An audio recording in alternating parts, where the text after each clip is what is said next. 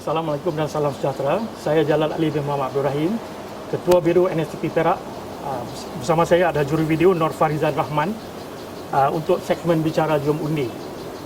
Pada kesempatan ini kita bertuah kerana kita dapat bersama yang amat berhormat Menteri Besar Perak Datuk Seri Dr. Zamri Abdul Kadir yang juga calon buat pertama kali memecah tradisi sebagai seorang Menteri Besar yang bertanding di dua kursi di negeri Perak, iaitu Parlimen Lumut dan juga mengekalkan dan mempertahankan kursi yang disandang, iaitu Tun Pangko. Terima kasih kepada Datuk Seri kerana sudi meluangkan masa bersama kru multimedia NSTP Perak, Datuk Seri. Terima kasih. Saya teruskan kepada soalan Datuk Seri. Ya. Pada ketika ini gendang pilihan raya sudah semakin kuat di Palu, Datuk Seri. Gelanggang PRU juga dah dibuka, Datuk Seri. Hari penentuan makin tiba. Jadi bagaimana tahap persediaan BN pada ketika ini, Datuk Seri? Ya, kita telah pun bersiap sedia. Tarikh pilihan raya telah pun diumumkan. Dan insyaAllah segala-galanya insyaAllah mungkin ada satu dua yang kita perlu tengok sepanjang kempen itu hanya. Tapi secara keseluruhannya kita lihat persiapan di semua peringkat sudah bersiap sedia. Ya, sudah tentunya apabila kita berada dalam gelanggang peperangan, kita perlu mempunyai keyakinan diri untuk memenanginya. Adalah tidak guna kalau sekiranya kita masuk dalam gelanggang peperangan, termasuk dalam konteks pilihan raya, kalau sekiranya kita mempunyai semangat berbelah bagi, berbolak-balik perasaan kita. Yang pasti dalam konteks Barisan Nasional kita perlu mempunyai keyakinan yang tinggi dan insya-Allah kita akan memenanginya. Datuk Seri, dalam ketika mengumumkan calon, nampaknya Perak semakin melakukan transformasi demi transformasi, khususnya dari segi mengumumkan calon baru, calon muka baru, malah berani menggugurkan 9 penyandang, 8 ataupun 9, 8 Datuk Seri, tak salah saya. Jadi mungkin juga ada berlaku rasa kecewa dan tidak puas hati, malah ada juga mungkin protes yang sedikit di sana sini. Jadi bagaimana cara Datuk Seri dan BN Perak menangani isu ini, Datuk Seri? Ya, ini berdasarkan daripada pengalaman dan hakikat bahawa setiap kali pilihan raya prosesnya akan berlaku begitu, bukan hanya kali ini saja. Dan kita perlu membuat persiapan awal bagi menghadapi kemungkinan yang akan berlaku. Tapi pada keseluruhannya saya melihat tradisi yang dipegang dalam Barisan Nasional itu ialah dengan mengadakan terlebih dahulu proses musyawarah dan perbincangan awal sebelum masuk ke pusingan yang terakhir. Dalam erti kata yang lain, calon-calon itu biasanya tahu serba sedikit tentang kedudukan mereka, dan apabila kita membuat keputusan akhirnya, maka biasanya keputusan itu akan diterima. Biasanya ialah dalam tempoh beberapa hari itu memang menjadi kebiasaan. Apabila seseorang itu yang menjadi wakil rakyat begitu lama, sebagai contoh, apabila kali ini ianya tidak dipilih, tentunya ada sedikit agak bukan kekecewaan tapi rasa sedih di kalangan pengikut yang mungkin selama ini bersama dengan calon yang berkenaan. Namun kita dapat saksikan bagaimana di kalangan mereka akhirnya mengakui dan menerima keputusan yang diputuskan oleh pucuk pimpinan, dan mereka biasanya akan dapat bersama-sama. Proses kesinambungan kepimpinan perlu ada, wajah-wajah baru perlu dikemukakan, termasuk daripada pelbagai gulungan masyarakat, kerana kita berada dalam satu medan politik yang mempunyai kepelbagaian corak dan juga tempat kampung seperti di bandar dan sebagainya. Maka kita membuat penilaian yang begini, yang pertama. Yang keduanya, kita juga melihat dari segi proses untuk kita mengemukakan calon-calon baru agar parti itu sentiasa segar dengan calon-calon baru, dan juga calon-calon yang boleh dikemukakan untuk melaksanakan tugas kepada rakyat di setiap kawasan. Dan yang ketiganya, kita perlu juga untuk meletakkan daripada golongan-golongan yang banyak berperanan seperti wanita sebagai contoh, seperti pemuda yang perlu kita juga bimbing mereka untuk satu hari nanti proses untuk penjanaan kesinambungan kepimpinan itu dapat dilaksanakan dengan sebaik-baiknya. Datuk Seri, PRU 14 ni kali kedua Datuk Seri mengepalai jentera pilihan raya negeri Perak untuk BN Datuk Seri. Jadi apa pendekatan atau strategi yang Datuk Seri guna kali ini?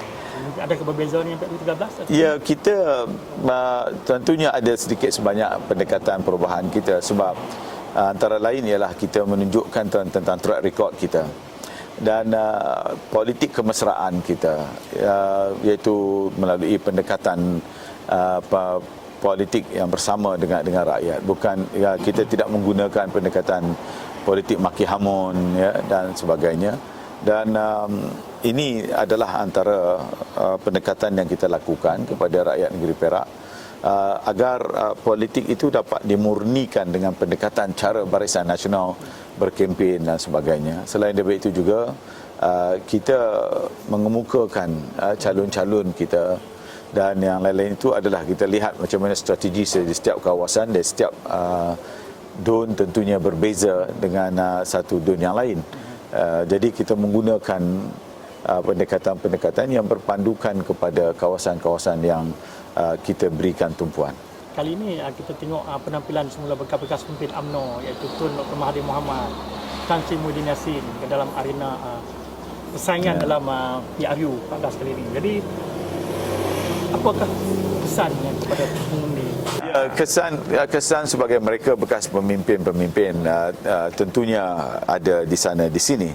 Seperti juga dengan bekas-bekas pemimpin yang lain yang sebelum ini, dulu waktu semangat 46 ya. Proses yang berlaku dalam UMNO seringkali berlaku tahun 1998 sebagai contoh. Dan kali ini dengan kemasukan. Namun yang agak penting ialah untuk kita melihat kekukuhan Barisan Nasional itu sendiri. Bagaimana contohnya kedudukan Barisan Nasional, apakah akan menjadi semakin mengecil atau lemah. Namun apa yang kita lihat ialah Barisan Nasional masih lagi berada sebagai satu gagasan barisan yang mantap bagi menghadapi satu-satu pilihan raya. Ini berdasarkan kepada pengalaman yang dihadapi oleh Barisan Nasional yang sekian lama dibentuk berasaskan kepada persefahaman yang ada, turun naik dalam dunia politik, zaman politik itu menjadikan Barisan Nasional semakin matang untuk menghadapi segala cabaran ini. Jadi kalau kita perhatikan di sini, ramai juga yang memperkatakan dalam akhbar-akhbar, dalam artikel-artikel, dalam ulasan-ulasan dan pelbagai analisis, kita mendapati bahawa DAP meraih manfaat yang paling besar dalam Pakatan Pembangkang ini. Malah DAP nampaknya mempergunakan dan berselindung yang terbaru di sebalik logo PKR. Jadi apa komentar saya? Ya, ini merupakan satu strategi yang cukup licik oleh DAP. Kita ambil contohlah kalau dalam konteks negeri Perak ya, berapa bilangan kerusi yang dia korbankan untuk kumpulan yang lain. Dia tak langsung mengkompromikan sejumlah kerusi yang dia pegang. Dia juga termasuklah sama ada kerusi DUN ataupun kerusi parlimen. Tidak dikurangkan langsung. Tapi yang terpaksa berkongsi ialah parti-parti inilah, yang parti-parti yang lain ini, PKR-nya, PAN-nya, dan PBBM-nya. Yang terpaksa berkongsi tiga, melihat tempat-tempat yang dulu diambil oleh PAS, mungkin terpaksa mereka berbagi. Yang DAP punya siapa pun tak boleh sentuh. Inilah corak permainan daripada DAP, dan DAP dia mungkin akan memenangi dengan selesa. Kerusi-kerusi yang dia tahu ini adalah kerusi tradisi dia, yang siapa pun tak boleh nak sentuh kerusi dia langsung. Datuk Seri, selepas dulu katanya tsunami Cina, sekarang ni pembangkang mencanangkan juga tsunami Melayu pula. Jadi adakah benar ataupun ia hanya sekadar mitos yang cuba Ia adalah merupakan satu strategi licik oleh DAP yang diguna pakai bagi membina pendapat, ya, maksudnya untuk membentuk opinion, ya, ataupun pendapat di kalangan masyarakat bahawa untuk meyakinkan satu kelompok masyarakat, penyokong-penyokong DAP yang selama ini mungkin ada merasakan sedikit ketidakselesaan, ya, ketidakkeyakinan sama ada kali ini boleh dilakukan sekali lagi seperti mana 2013 ataupun tidak. Jadi untuk meyakinkan kelompok besar di kalangan penyokong DAP ni yang memberikan sokongan kepada DAP dalam pilihan raya yang lalu, jadi mereka meyakinkan kepada, ya, pendukung-pendukung khususnya daripada kalangan masyarakat Cina bahawa akan berlaku juga tsunami orang Melayu. Ya, apabila berlakunya tsunami orang-orang Melayu, maka akan menyebabkan tsunami orang Cina sudah ada, bermakna apabila menjadi kombinasi antara dua itu, maka akan menyebabkan satu lagi gelombang besar akan berlaku. Namun seperti yang kita lihat pada hari ini, sebagai contoh, laporan oleh Medical Center, ya, turut memberikan analisis bahawa, ya, mungkin ada satu dua tempat tetapi tidak cukup untuk membentuk satu tsunami Melayu. Kerana orang Melayu tahu, khususnya dan juga ahli-ahli parti, termasuk saya yakin di kalangan parti belah sana pun yang mempunyai Malay base pun dia tahu permainan ini, dan saya pun ada dengar-dengar juga kan. Okay, Datuk Sri, sekarang ni kecoh katakan bahawa strategi pembangkang ini giant killer, Ya. pembunuh gergasi. Mereka meletakkan calon-calon mereka yang berpengaruh besar, termasuk yang bermulut lantang untuk kononnya untuk membunuh pemimpin nama-nama besar dalam Barisan Nasional. Turut berlaku di antaranya di Parlimen Teluk Intan kita, iaitu di mana Komeng akan menentang dengan Tan Sri Mas Sukyong, ada Sri Mas Sukyong. Jadi sehingga pertemuan ini dikatakan sebagai pertemuan dua naga. The King versus King itu. Ya. Begitu juga yang beberapa kursi lain di dalam inilah di Negeri Perak ni. Jadi apa komen? Ya, yang ini merupakan kerana mereka merasakan mereka terlalu hebat. Ya, dia datang bukan daripada pemimpin Barisan Nasional itu pergi cari dia, tapi dia pergi cari tindakan, dia pergi cari begitu bongkaknya dia rasa bahawa dia manusia paling hebat sekarang ini, ya, pemimpin DAP ini. Dia rasakan bahawa inilah masa terbaik untuk mereka kerana mereka rasa mereka yang paling hebat, ya. Dia rasakan dia boleh kalahkan sesiapa saja. Dia sanggup meninggalkan Taiping, datang ke Teluk Intan semata-mata untuk nak orang kata dalam peperangan itu untuk nak membunuh dan menewaskan, ya, seorang pemimpin masyarakat Cina juga yang dianggap yang mempunyai nama seorang presiden nombor 1 di Teluk Intan. Tidak cukup dengan itu juga, dia juga begitu bernafsu untuk menewaskan pemimpin dari parti yang sama satu lagi, dia Aulong. Kita kena faham tu, ya, dua pemimpin gerakan yang akan ditewaskannya kali ini, dan dia akan merasakan bahawa ini merupakan satu kalau dia menang itu merupakan satu kejayaan dia yang cukup hebat, dan dicita-citakan bahawa dia adalah manusia yang paling hebat. Jadi sebab tu dia sanggup mengambil risiko dan juga untuk melawan dua pemimpin, satu pengurusi gerakan negeri, satu lagi pengurusi presiden gerakan nasional, dan untuk membuktikan bahawa kesemua parti ini bagi dia untuk ditewaskan terus, di wipe out terus, ya, dihapuskan terus barangkali, begitulah. Datuk Sri, pembangkang juga kini galak mainkan isu-isu termasuk yang buruk-burukan kerajaan negeri. Yang terbaru juga adalah isu nyah warta, puntan simpan kekal. Jadi ada juga isu lain yang kita semula, bagaimana BN menangani isu ini? Ya, kita lihat bagaimana, ya, saudara melihat yang isu-isu yang dibangkitkan. Setiap tahun kita berbahas benda yang sama, kita menjelaskan sejelas-jelasnya, kita mendapatkan segala bukti-buktinya, tapi mereka tidak peduli. Maka kita semula, iaitu masuklah isu Perak negeri miskin, ya, dan isu-isu berkaitan dengan jabatan itu, dengan MBING dan sebagainya, yang dah dijawab berkali-kali, dijelaskan berkali-kali, dan melihatkan bagaimana mereka begitu ketandusan benda-benda yang nak dimainkan, dan tetapi matlamat mereka ialah untuk membentuk kebencian itu secara mendalam. Masuklah dengan pembohongan fitnah. Dia tak rasa bersalah untuk membawa isu-isu, contoh yang dituduh bahawa saya telah meluluskan dengan satu gambaran yang diberikan kepada rakyat, seolah-olah saya secara tergesa-gesa dengan ayat yang digunakan. Dia ambil daripada satu portal oleh Pertubuhan Alam Sekitar yang mengatakan bahawa saya telah melulus secara tergesa-gesa sebelum pembubaran Dewan, iaitu saya telah pun meluluskan 3,872 hektar tanah.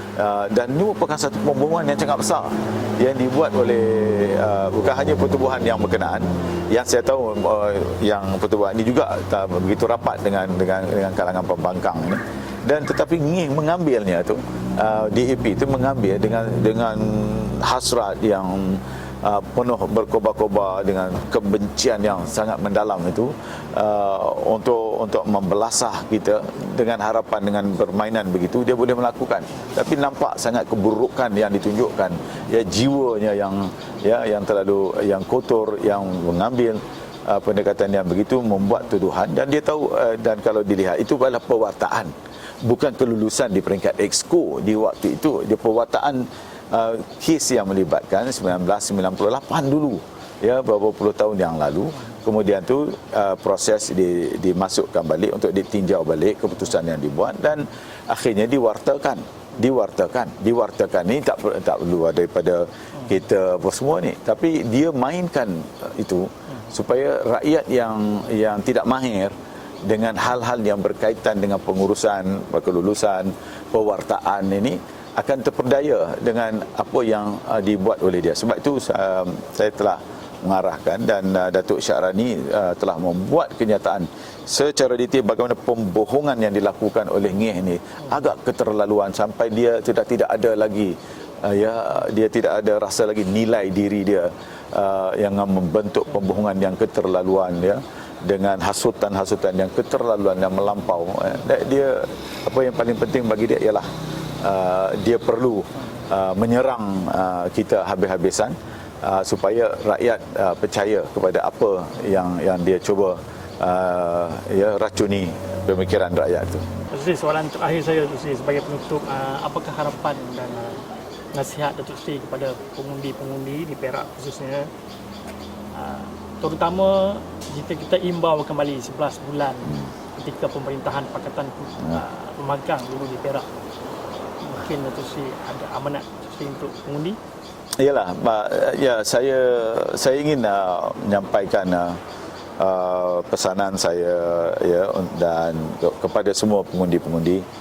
Kalau kita imbau balik peristiwa 2008 bagi mereka yang mendukung Kerajaan Barisan Nasional selama ini, peristiwa selama 11 bulan itu tentunya meninggalkan kesan yang amat mendalam kepada rakyat, kepada cara pentadbiran yang ada dalam negeri Perak.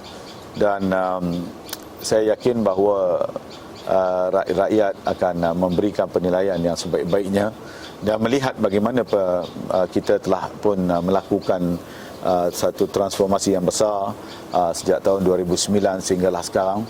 Dan saya juga ingin membawa pengundi-pengundi kita, rakyat negeri Perak kita, untuk berfikir sejenak, secara rasional, secara tenang, melihat apa yang ada di negeri Perak selama berada dalam konteks Barisan Nasional ini, bagaimana pertumbuhan, pembangunan dan juga kemajuan yang ada dalam negeri Perak berbanding dengan yang dulu, dan bagaimana keamanan dijaga dengan sebaik-baiknya dengan polisi dasar-dasar terhadap rakyat, baik yang daripada peringkat bawahan maupun di peringkat yang mempunyai pendapatan yang tinggi dan sebagainya. Jadi kesemuanya ini, saya harap rakyat dapat memberikan penilaian yang sebaik-baiknya secara rasional, secara tenang, tidak dibawa oleh sentimen emosi ataupun berita-berita yang disebarkan di dalam propaganda social media yang dimainkan, walaupun perkara itu yang tidak benar tapi dijadikan benar sebagai contoh. Tapi yang paling penting ialah kita mikirkan untuk mempunyai sebuah kerajaan yang stabil, dan kerajaan yang dapat mentadbir dengan baik, dan alhamdulillah kita telah melakukan, dan insya-Allah dipilih akan terus melakukan yang terbaik dan memperbaiki kelemahan-kelemahan yang ada, kekurangan yang ada, untuk kita terus bergerak ke hadapan dan membina Perak yang lebih cemerlang lagi. Demikian berakhirnya segmen bicara Jom Undi kali ini. Saya Jalal Ali bin Muhammad Abdul Rahim, bagi pihak NSTP mengucapkan setinggi-tinggi terima kasih kepada Datuk Seri kerana memberi ruang kepada kami untuk berbual dalam suasana yang begitu santai ni, Datuk Seri. Duduk di atas keratan kayu, Datuk Seri, ya. Jadi semoga segala urusan Datuk Seri serta keseluruhan urusan jentera BN di negeri ini jalan lancar sepanjang PRU 14, Datuk Seri. Terima kasih banyak, Datuk Seri. Terima kasih lah semua.